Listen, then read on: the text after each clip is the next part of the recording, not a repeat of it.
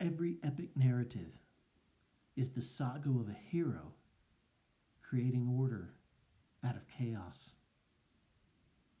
The Greek myths, all the great stories of the Bible, every Disney film,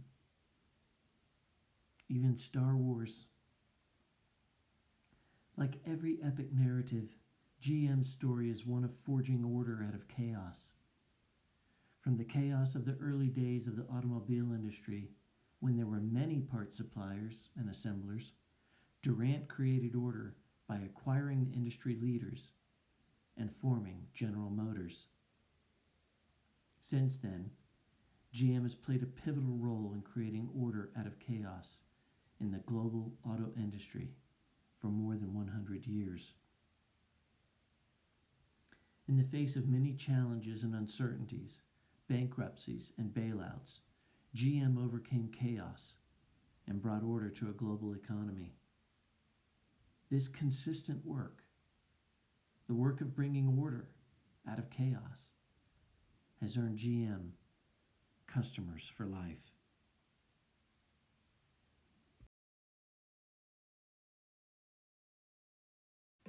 GM created order out of chaos by acquiring innovation leaders, beginning with the first valve-and-head gasoline engine designed and built by David Buick, and integrating those businesses in a fast follower strategy.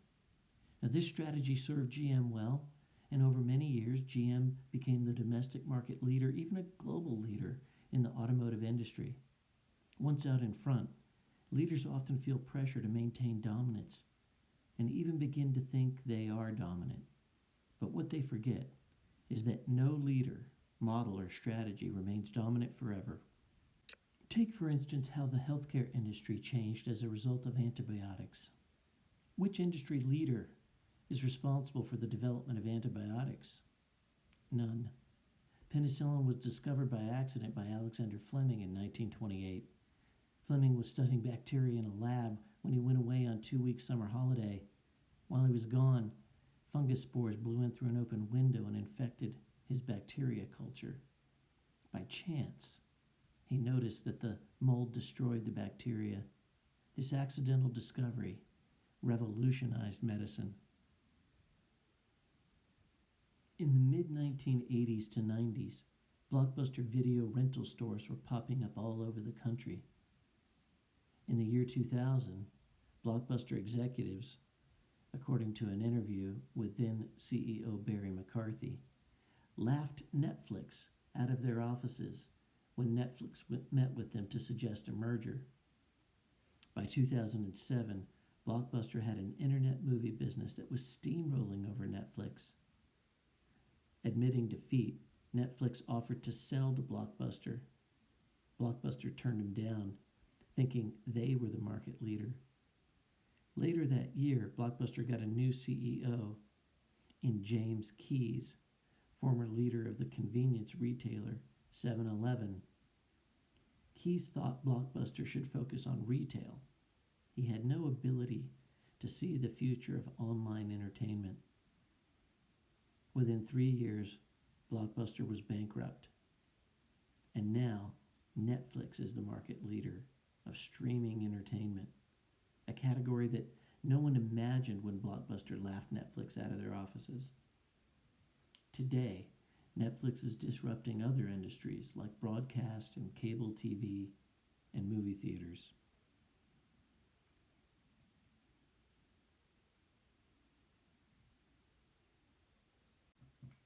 In 1973, the Alto was the first modern personal computer, and it was 20 years ahead of its time.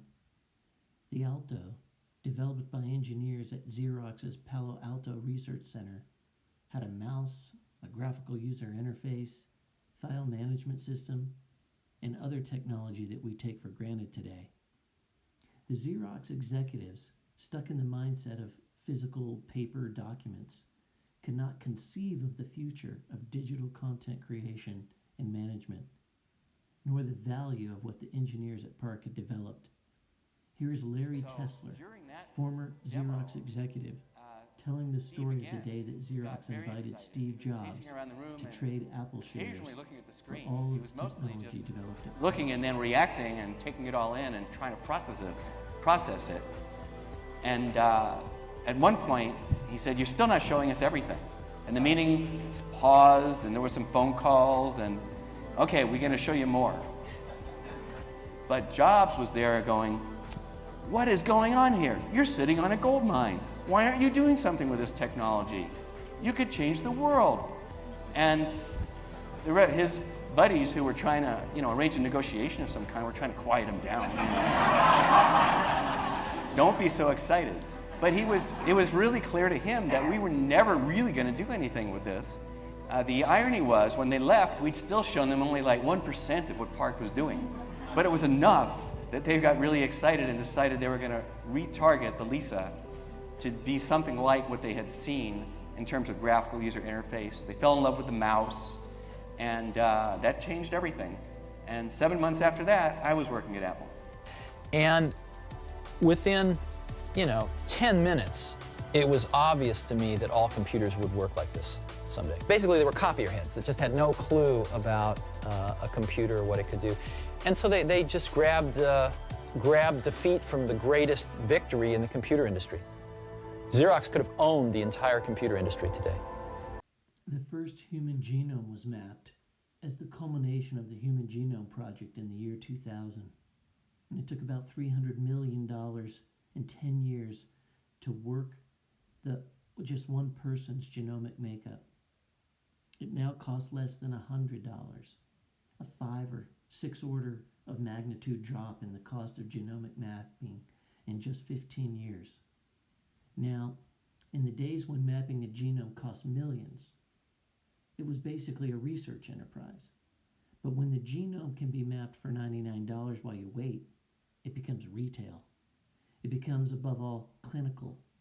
You go to the doctor, and if he or she hasn't done it already, the first thing they do is map your genome. At which point, what they're now doing is not starting from some abstract knowledge of genomic medicine and trying to work out how it applies to you, but they're starting from your particular genome. Think of the power of that. Think of where that takes us when we can combine genomic data with clinical data, with data about drug interactions, with the kind of ambient data that devices like our phone and medical sensors will increasingly be collecting.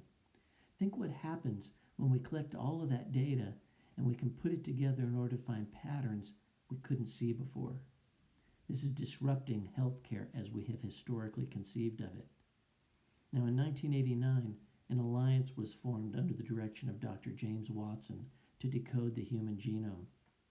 Those allied were the brightest minds from biology, physics, chemistry, engineering, computer science from around the world, and they set aside institutional and national boundaries to work shoulder to shoulder in a radical collaboration. It introduced the concept of team science and collaboration to biology. Looking back, genomics fundamentally changed the way science is done today.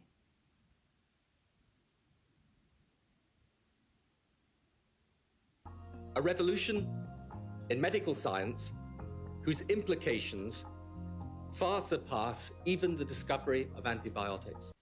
This kind of system bifurcation requires fundamental changes in how we think about strategy at GM. It means, for example, that we need to think about strategy as the curation of these kinds of revolutions, where things like business definition and even industry definition are actually the outcomes of GM strategy, not something that strategy presupposes. It means, for example, we need to work out how to accommodate collaboration and competition simultaneously. Think about the genome. We need to accommodate the very large and the very small simultaneously. And we need industry structures that will accommodate very, very different motivations, from the amateur motivations of people and communities to maybe the social motivations of infrastructure built by governments, or, for that matter, cooperative institutions built by companies that are otherwise competing, because that is the only way we can get to scale.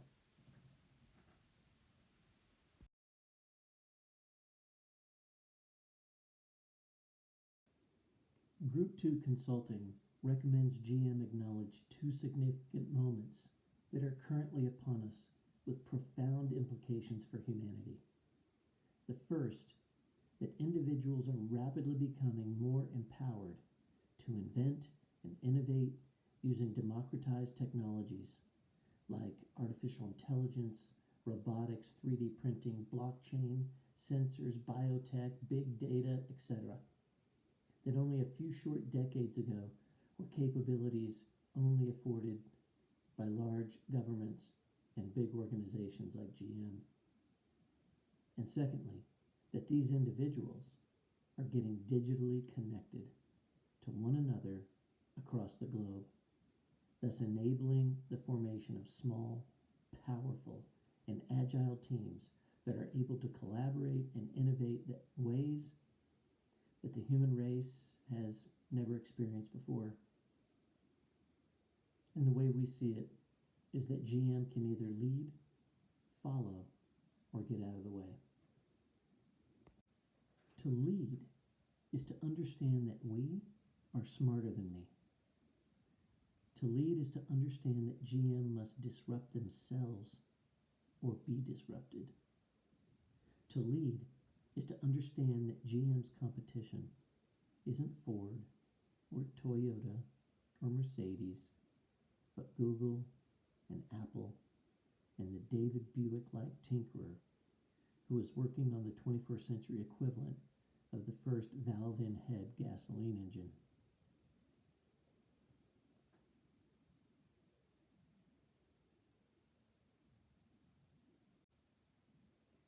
Like Blockbuster and Xerox and Kodak and Nokia, GM can devote vast resources to predicting the future, something they've attempted to do before.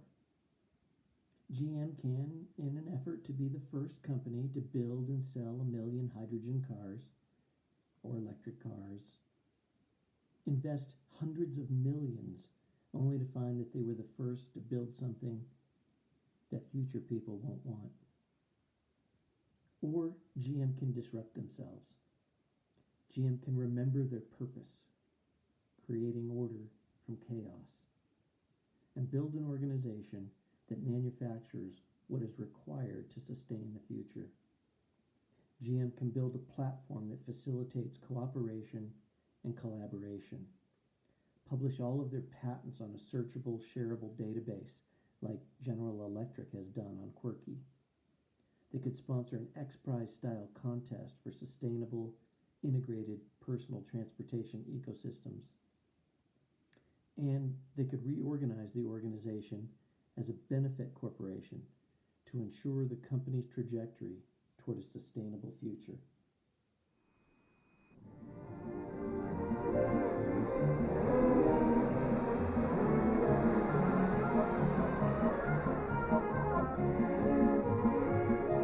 Here we go on the high-speed safety lane.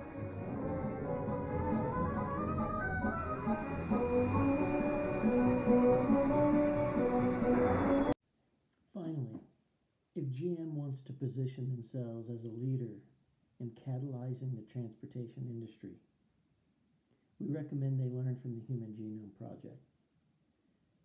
Some of what they've learned is to embrace partnerships, spur technology, to harness the data, and to share the data. Importantly, you have to address societal concerns. And finally,